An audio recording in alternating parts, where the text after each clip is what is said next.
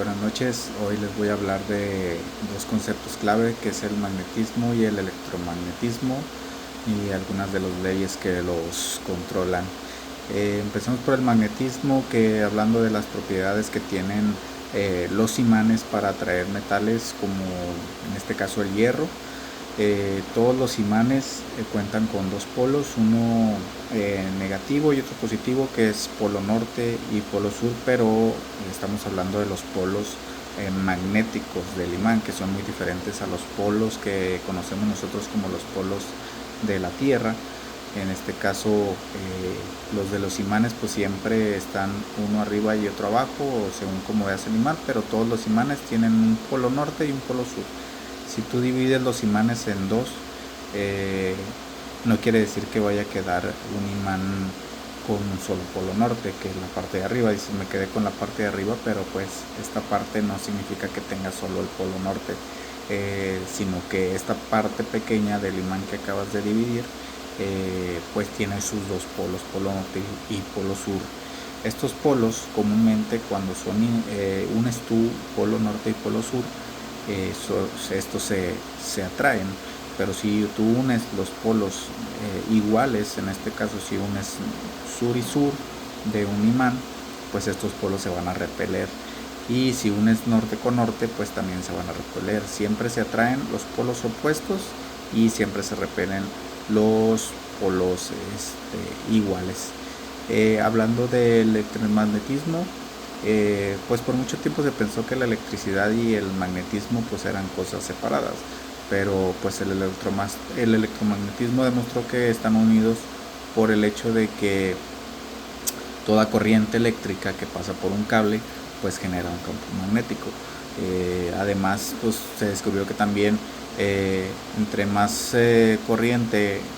pase por el conductor, o entre más vueltas tenga el cable, pues esto puede hacer de que el imán sea, o la corriente electromagnética sea más fuerte, según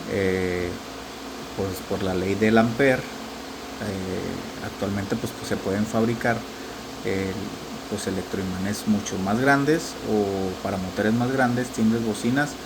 y pues esto se puede interrumpiendo la corriente eléctrica que pasa por este cable o por esta bobina, ¿no? Estamos hablando de que esta es la ley que une el magnetismo con el electromagnetismo. En este caso pudimos también observar la ley de Faraday, que si esta ley descubrió que la electricidad crea el magnetismo, que si tomamos un imán y lo movemos rápidamente dentro de un cable enrollado, pues en este caso también el imán está generando, con el movimiento de ese imán también está generando una energía o una corriente eléctrica, ¿verdad? El magnetismo del imán en movimiento pues está generando esta corriente eléctrica, y esa es la base pues de los generadores actuales, como los generadores eólicos que a veces vemos en ciertas zonas despejadas, que tienen estos ventiladores enormes que con el viento pues mueven estas hélices enormes de los ventiladores, por su cual adentro tienen un imán que a su alrededor tiene estas bobina tras bobina enormes, y este movimiento de la hélice y al mover el imán por la bobina se genera esta corriente eléctrica. Entonces esto fue lo que entendí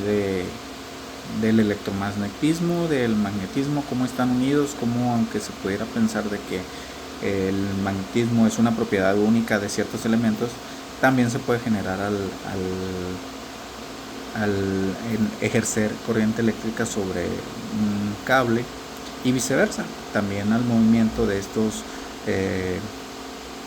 materiales ya imantados hacer el movimiento sobre una bobina, también estás generando corriente eléctrica. Esta es la base de cómo se unen estos dos fenómenos. Gracias.